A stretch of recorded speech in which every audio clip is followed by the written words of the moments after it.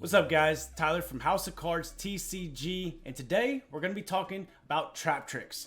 Now all of a sudden, out of nowhere with the structure deck release with new support that it was in the structure deck, and as well as influencers and YouTubers like p.u.n.k playing this deck, Traptrix have just become very popular, and with the YCS Philadelphia coming up and other regionals, you should definitely be prepared to face Traptrix. I think that Traptrix is seeing a lot of success because a lot of people don't know what the new support does and how the deck interacts. So once you have a good understanding of how the deck interacts, you'll be able to side properly against this deck and you'll be able to beat it. There is one secret to beating this deck, and I'm going to go over that at the end of this intro, so make sure to stay tuned. But Traptrix obviously has a lot of different things going for it. The new support that came out in the structure deck was p.u.n.k, the field spell, and of course a new rank 4. That's really the big, parts of the structure deck that really boosted the consistency of this deck. A lot of things that you need to know about this deck, like for example with p.u.n.k and the field spell, and with Rafflesia, and how that's going to interact with you on your turn. So we're going to go over all that. I'm going to do a 60 seconds, go over these cards. Well, really, I'm not going to read the cards. I'm just going to tell you what the cards do so that you know when you face this deck. And as well as we're going to go over different hand traps. For example, everybody's maining Ash and Imperm. How do those interact with the deck? And how do board breakers like Cosmic, Twin Twister, Lightning Storm, and Evenly all interact with this deck? As well as things like Kaiju and Lava Golem. So all that's going to be covered in this video. I'm really excited to bring this to you because I feel like a lot of people don't know what Traptrix does. So hopefully this video helps you become a better duelist. And then if I see you at the YCS in Philadelphia, just thank me because this video helped you beat Traptrix, or even at your locals. So without further ado, let's dive right on into this video. Oh, real quick, I have to give you that secret. How you beat Traptrix? Just win the die roll. House of Cards TCG. Alright, so real quick, we're going to take 60 seconds and we're just going to go over the cards. I'm not going to read them. I'm just going to tell you exactly what they do. So if you face these cards, you know exactly what to prepare for. So the first card we're going to go over is p.u.n.k. So what you need to know about p.u.n.k is when it is normal summoned, it gets to add the field spell. And the field spell is Traptrix Garden, which obviously is a really important card in the combo, but it's not necessary. But you want to try to prevent them from getting to Traptrix Garden. And what Traptrix Garden does is it allows them to actually normal summon an additional Traptrix monster on top of their normal summon. So it's 2 normal summons. And then also the first time that your Traptrix monster will be destroyed by battle, it is not. And then p.u.n.k, so when his normal summon adds that field spell, when it is special summon, it gets to banish a card on the field. So make sure you know that. That's really important. Next one is Mermelio. Mermelio, when this card is normal summoned, it gets to add a whole normal trap card. So it gets to add any of the whole normals, which is really good. And when it is special summoned, it gets to destroy a spell and trap that your opponent controls. The next one's going to be Mantis. When Mantis is normal summoned, you get to add a Traptrix monster from your deck to hand. And when this card is special summoned, it has a quick effect. Actually, it's anytime, so it doesn't even have to be special summoned, but as it's on the field, it has a quick effect. You can target a set spell or trap, bounce it, doesn't really come up. And then the other one is Arachno-Kampa. So Arachno-Kampa can quick effect special summon itself from the hand, and when this card is on the field, the first time your set spells and traps will be destroyed, they are not. This is really important to know because a lot of times they'll end with Arachno-Kampa in their hand, and you'll go to activate a card like Lightning Storm or Twin Twisters, and they can quick effect special summon this card, and then your set spells and traps are not destroyed. Another good one to know that is new support is Holtea. So what Holtea does is you can set it, and it's basically like a Shade Brigadine where it gets to, you discard a whole trap from your hand and you get to special summon this card as a level 4. This allows them to go into a lot of their rank 4s, as well as it triggers the effect of Sarah.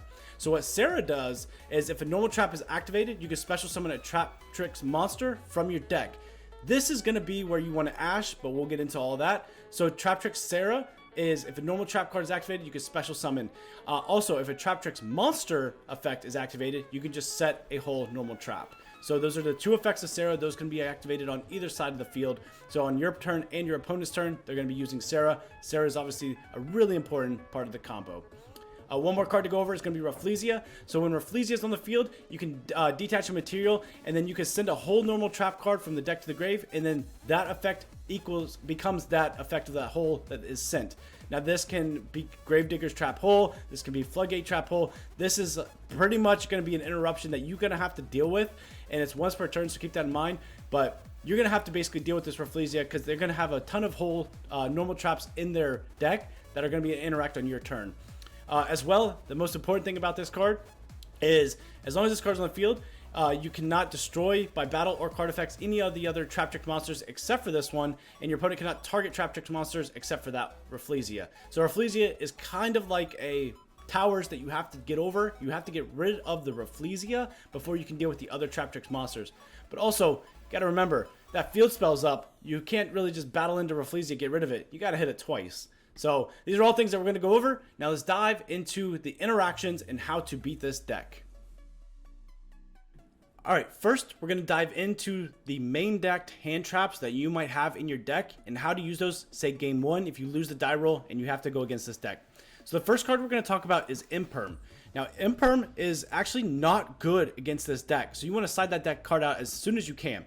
However, there are some spots where you can Imperm them. So two parts where you want to Imperm them is if they normal summon p.u.n.k.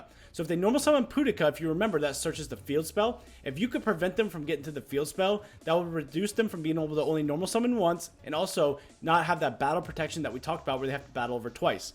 Again, unfortunately, it's not the best place to Imperm, but it is a spot where you can Imperm. Another spot where you can Imperm is obviously if they normal summon Mermelio, because if they normal summon Mermelio, they can add a whole normal trap. This is, again, not a great spot to Imperm because they probably have a ton of other ways to get to their normal traps. Again, Mermelio, not the best Imperm target, but obviously if they normal summon p.u.n.k, that's really where you want to hit it. The other one is the Mantis. So when Mantis is normal summoned, it adds a monster. Again, you could Imperm the Mantis, but here's the thing. If there's normal summoning Mermelio or Mantis, I'm probably going to hold the Imperm. And the reason why is if they have Parallel Exceed, they will link off that normal summon for Sarah, activate Parallel Exceed. Then when they summon Parallel Exceed, they'll activate the effect. You can go ahead and Imperm that. What that does is it prevents another Parallel Exceed to come out, and as well as stops when that is a special summon, it becomes level 4. It's no longer level 4, it becomes level 8 again. So if they normal summon p.u.n.k, I'm 100% Imperming that. If they normal summon Mermelio or Mantis, I'm probably going to hold Imperm and then try to use the Imperm on a Parallel Exceed. Now, if they don't have Exceed, you could just go ahead and see if they have Time 3 Redoer, and you could just Imperm the Redoer on your turn. That's fine, but basically, Imperm, not a good card. Going into the next hand trap is going to be Ash. Everybody's main decking Ash, and you want to know where do you want to go ahead and use your Ash Blossom. So the best place to use Ash Blossom is when they activate the Sarah effect. Now, you don't want to expose that you have Ash Blossom. So the one thing that they do is when they activate a Traptrix monster effect, they will activate Sarah's effect. That only allows them to set a whole normal trap. That's fine. You can't Ash that. Don't show that you have Ash when you do that. What they'll do is they'll set Holtea, or if they already have Holtea, then they'll set a different trap. When they activate Holtea, then that's when Sarah's effect will go off. And when Sarah's effect goes off to special summon from the deck, 100% Ash that. And if you have double Ash that every time. So you want to hold the Ash for the Sarah effect that special summons from the deck that resolves after a normal trap is activated.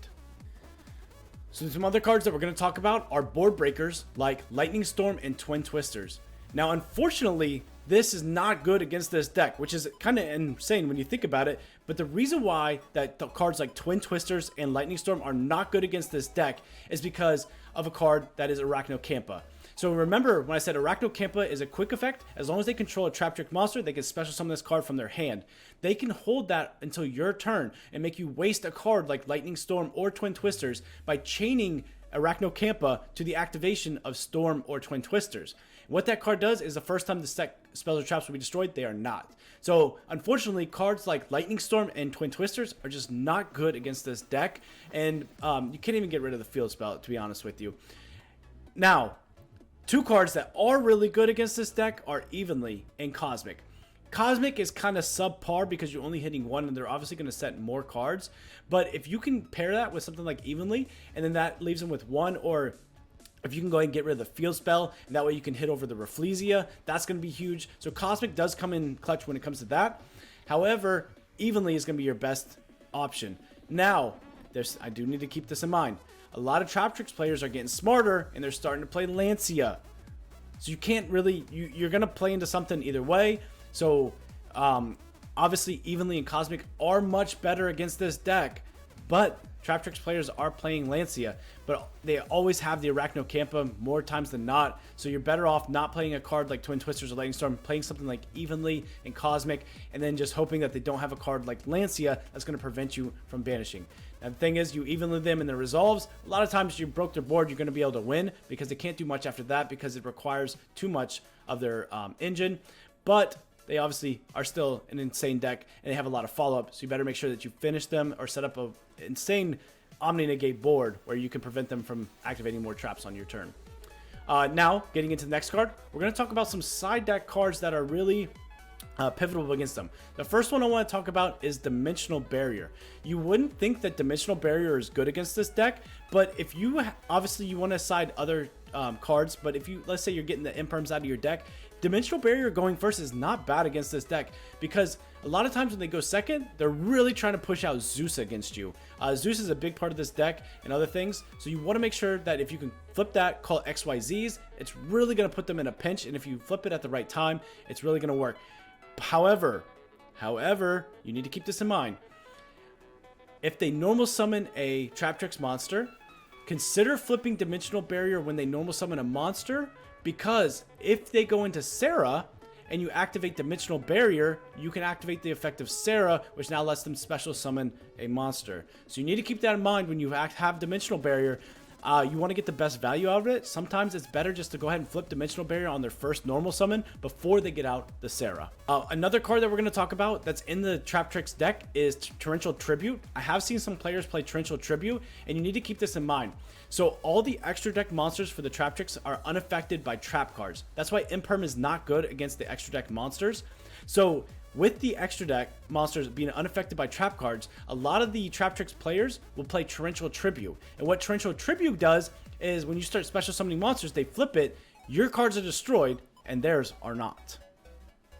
Two more side cards that we're going to talk about are cards like Winged Dragon of Ra, Sphere Mode, Lava Golem, and also a Kaiju. So obviously, these cards are really good. I would not so much play the Sphere Mode against this deck because a lot of times they'll end with 2.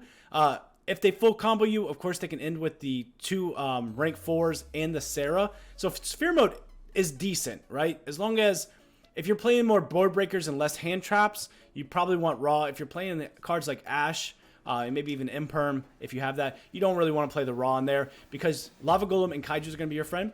If you can Kaiju over either the Rafflesia or the Sarah, that really is going to be important, especially if you can get rid of this so where they can't special summon a Traptrix monster back. Because remember, when Sarah activates, when a normal trap is activated and Sarah activates, they can bring out cards like p.u.n.k that can banish a card. They can activate cards that are going to pop spells and traps. So it's really oppressive. So you really want to get rid of the Sarah and the Rafflesia. That's why Lava Golem is actually insane against this deck.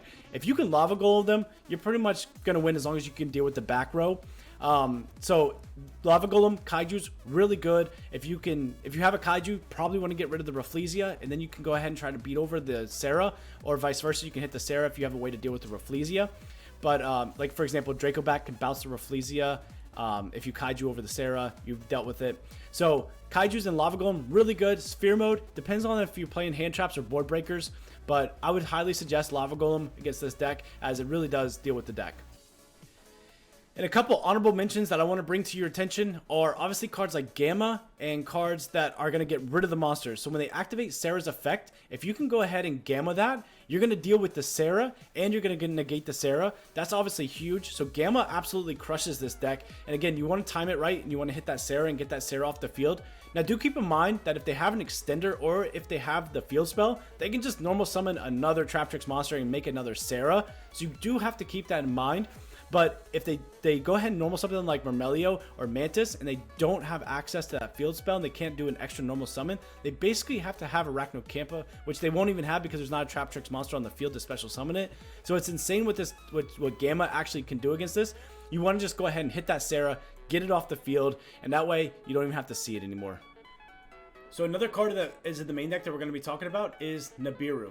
So obviously Nibiru is heavily played. A lot of people are getting off of it in this format, but I still want to talk about it because I want to tell you how this interacts against the Traptrix deck. So you have to keep in mind that typically the 5th summon is going to be Rafflesia. So when Rafflesia is the 5th summon, that's going to make them protected by Nibiru, because all they have to do is activate Rafflesia's effect and send Gravedigger's Trap Hole, and that's going to be able to protect them and negate the effects of Nibiru. So you can definitely side in Nib. There's going to be opportunities to play this card against them. However, if they bring out Rafflesia as the 5th summon, unfortunately, your Nibiru is just going to get negated. And the last card I want to talk about is Triple Tactics Talent. Obviously, this card is broken against this deck because, most importantly, is they activate a ton of monster effects on your turn. So Talents is 100% going to be live, so you for sure want to play Talents against this deck, or even Thrust. That's going to get you into your board breakers that you want to see. So you wait for them to activate effect, you Thrust, you grab evenly, and then you activate evenly on them. Or you can just go ahead and Talents and take one of their monsters, and that's going to prevent them from being able to be destroyed by battle, card effects, and target. All that's going to be gone. Like if you take a card like Rafflesia, then you could just battle, make Zeus, and wipe the whole board.